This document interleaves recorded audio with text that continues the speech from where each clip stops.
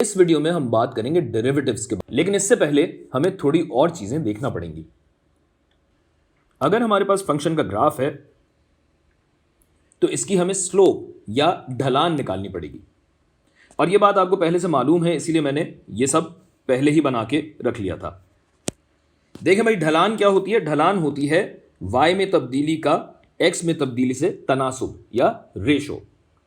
दूसरे अल्फाज में y की x के हिसाब से शरह तब्दीली, या बिल्कुल ही आसान लफ्जों में बताऊं तो यह है कि जैसे जैसे और जितना जितना x बढ़ता या घटता है उसके हिसाब से y कितना बढ़ता या घटता है। तो हमारी स्लोप यानी ढलान क्या होगी? y में तब्दीली बटा x में तब्दीली।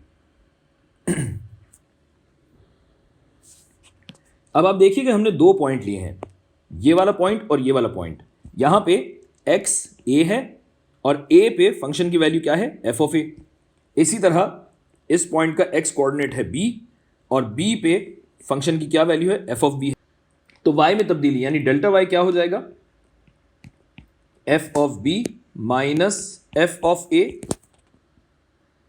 डिवाइडेड बाय x में तब्दीली b माइनस a, यानी ये फासला b माइनस a।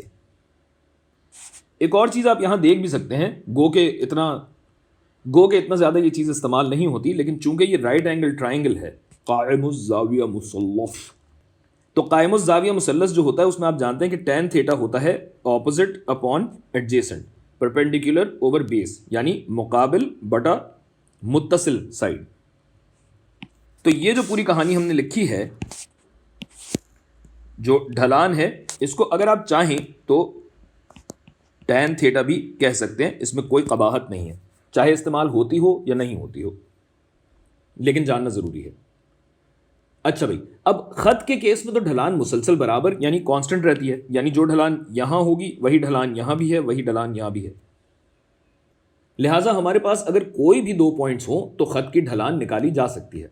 लेकिन अगर खत के बजाय खम यानी लाइन के बजाय कर्व हो, फिर अब तो फंस गए हम, क्योंकि यहां तो ढलान मुसलसल तब्दील हो रही है, मुतगय्यर है, वेरिएबल है, इस पॉइंट पे भी, इस पॉइंट पे भी, इस पॉइंट पे भी, हर पॉइंट पे। अब आप ये कहेंगे कि भाई पूरे कर्व पे नहीं, तो इन पॉइंट्स पे अलग अलग तो ढलान निकाली जा सकती है ना, और आप बिल्कुल ठीक कह रहे हैं। ये कहलाती है इंस्टेंटेनियस स्लोप या लम्हाती ढलान, एक लम्हे के लिए बनने वाली ढलान। एक लम्हे के लिए ये ढलान बनी और फिर अगले ही लम्हे ये तब्दील हो गई, फिर उससे अगले लम्हे तब्दील हो गई। अब मसला ये है कि निकालें कैसे, हमें तो कुछ यहां दिया हुआ ही नहीं है।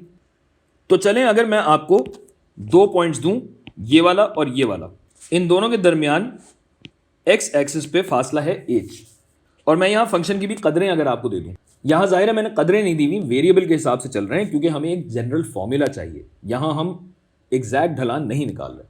अच्छा भाई, तो अगर ये दो पॉइंट्स हैं तो इन दो पॉइंट्स के बीच में खत बन सकता है, जो मैंने पहले ही बनाया हुआ है। कोई एतराज़ तो नहीं है? आप कोई एतराज़ है तो अभी बता दें, वैसे हम कौन सा रुकने वाले हैं। तो भाई ये खत जो है ना, ये खत कहलाता है, उर्दू में थोड़ा सा मुश्किल नाम है तो उर्दू वाले नाम को ज़रा रहने दें।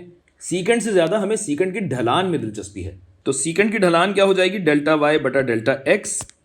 डेल्टा वाई है F of A plus H minus F of A, बड़े में से छोटा निकाला, ये वाला फासला, और ये वाला फासला जो डेल्टा एक्स है वो मैंने आपको बताया था कि एच है, तो ये हो जाएगी सीकेंड की ढलान।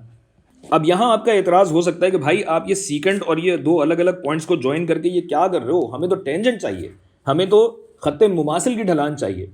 अगर करना भी है आपको तो ये आप इन दो पॉइंट्स को क्यों मिला रहे हैं? आप इन दो को भी मिला दें, या इन दो को मिला लें, या इन दो को मिला लें। जैसे भी बात यह है कि ये जो सीकेंड हमने बनाया है, अगर कोई तरीका होता कि हम सीकेंड को घुमा घुमा के इस तरह कम कर लेते तो ये टेंजेंट बन जाता, लेकिन जाहिर है ऐसा करने से ढलान ही बदल जाती और हमारा मकसद फौत हो जाता। लेकिन इस बात पे थोड़ा सा गौर कीजिए, आपका एतराज़ बिल्कुल दुरुस्त है, और अगर आपके दिमाग में ये एतराज़ात आ रहे हैं, ये बहुत अच्छी बात है, रियाजी के लिए बहुत ज़रूरी है ये, इसी तरह तो हम सीखते हैं। तो भाई अब इस बात पे थोड़ा सा गौर कीजिए, अगर हम इस दूसरे पॉइंट की जगह कोई और पॉइंट ले लेते, मसलन ये वाला पॉइंट ले लेते, तो ये ख़त ऐसा हो जाता, और सीकेंट की ढलान आप देखिए कि कम होती जा रही है, बल्कि जैसे जैसे आप नज़दीक से नज़दीक तर पॉइंट लेते रहेंगे सीकेंट की ढलान कम से कम तर होती जाएगी।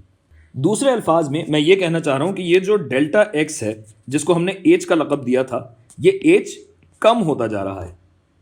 कितना कम या कितना छोटा हो सकता है, इसकी भी तो कोई हद होगी ना। और हद से आपको क्या याद आया? बिल्कुल ठीक, लिमिट्स, हुदूद।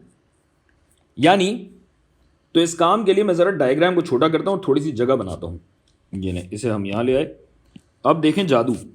तो भाई हम ये कह रहे हैं कि ये जो सीकेंट की स्लोप थी ऑफ सीकेंट, अगर इस पे हद लगा दी जाए, और हद क्या है कि एच, ये जो इन दो पॉइंट्स के दरमियान जो फासला है, यानी जो हमारा डेल्टा एक्स है, ये अगर सिफर की जानिब बढ़ता जाए, ये फासला अगर सिफर होता जाए तो क्या होगा?